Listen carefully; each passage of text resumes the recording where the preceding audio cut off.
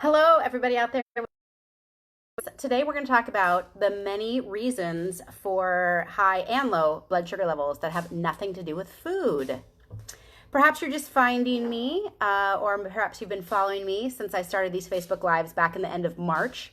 Because of COVID, I wanted to come to our type 1 diabetes community and give you guys positive inspiration, advice for better blood sugar levels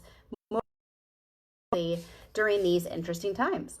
So perhaps you're just finding me. If you are, I'm Dr. Jody. I've had type 1 for for 40 years. I'm running a little high for me today. I prefer to stay below 120. 129 is high for me. I know most people don't think that is high, but that is because most standard medicine says that 70 or 80 to 180 is okay. And if you really look at that data, that's not really what I teach patients. I teach patients how to get off the blood sugar roller coaster to confidently be able to know how to dose their insulin and avoid highs and lows so we can confidently live a healthy life. What I'm going to do to get my number back down to below 100 is after I hang up on this Zoom call, I'm going to go for a 30-minute walk, and that should bring me right back down.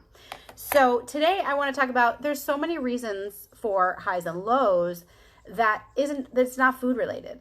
And my passion is to help you really become confident in understanding what moves your blood sugar levels around so you can get this tighter control, because that is what will keep you healthy, not only now, but in the long term. Okay. So it's frustrating, right? Because we're taught very little. Most of us with type 1 have been taught very little. And then we end up feeling burnt out because the very little that we've been taught is not enough to allow us to get really good blood sugar levels. So don't feel like you're failing. Do what you need to do to get the education you need so you can succeed. And that's what I provide. That's why I work privately with patients. That's why I have great courses on how to get good blood sugar levels on my website. But so today I want to talk about the many biological reasons for high and low blood sugar levels. And I'm just going to list them in a bullet point. I like to keep these videos real short.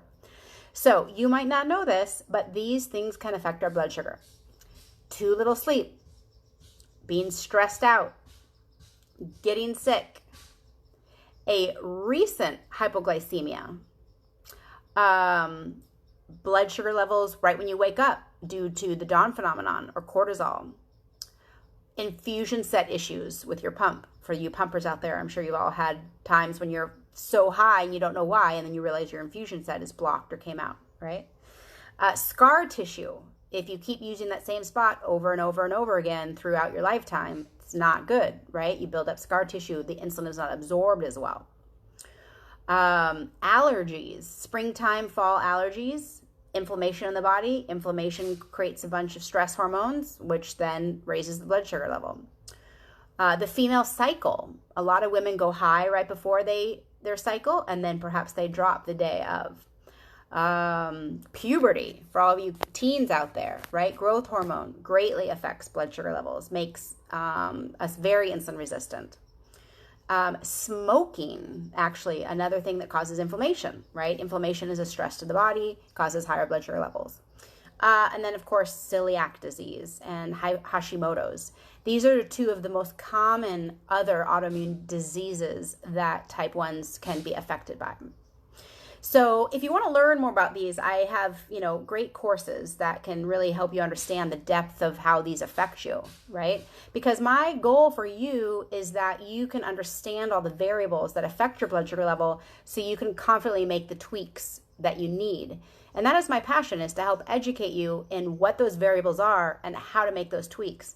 Because the reality that food is the only thing, or the education that only food affects our blood sugar level is not true, right? I just listed 10 other things that affect our blood sugar level.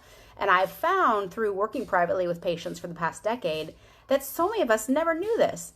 So many people didn't know about the dawn phenomenon or even about growth hormone at night. Growth hormone is a hormone on a 24-hour cycle. It peaks at night. When you have growth hormone peaking, it's going to make a high really hard to get down. So I give tips for, how to make sure you don't go high before you go to bed. Because if you correct before you go to bed and then go to sleep, that insulin is going to work like a slug, let me tell you. I just talked to a patient in Israel about this morning because they were trying to correct at night and they just work. And that can happen, right? We're very insulin resistant while we sleep. So these are really important things that you should know so you can get better blood sugar levels and you can get a healthy A1C, which is a 6.5 or lower, right? There's so much lacks, I think, in what we're expected to achieve. We think it's too hard. We think it's impossible. And I'm here to empower you and inspire you that it is possible for you to get good blood sugar levels with the right support. So check out my website. I've got incredible free videos, free handouts, and some great classes. How to get off the blood sugar roller coaster, how to master your blood sugar with exercise, and nutrition and how to dose. I hope everybody with type 1 can get this knowledge because I think it'll really inspire you and empower you.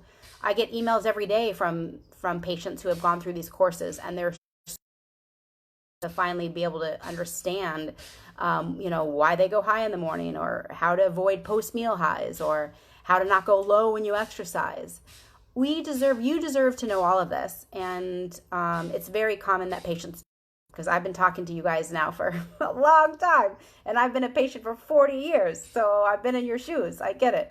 I've spent so many years lonely or frustrated, or I went into DKA once and went to the ER because I had pump issues, and luckily I haven't had any bad lows in my life, and I sleep now with a flat line through the night. And you can too, and it can be safe if you know what you're doing. So please check out my website, drjodyn.com, and I got a lot of great resources there for you.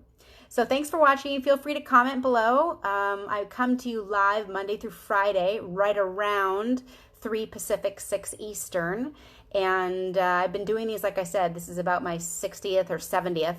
I might stop when I get to about 100. I'm not going to do them forever, but I have lots of new programs coming out too, so you can continue to follow me. All right, everybody, have a great day. Please check out my website, drjodyn.com, and have a great day. Bye.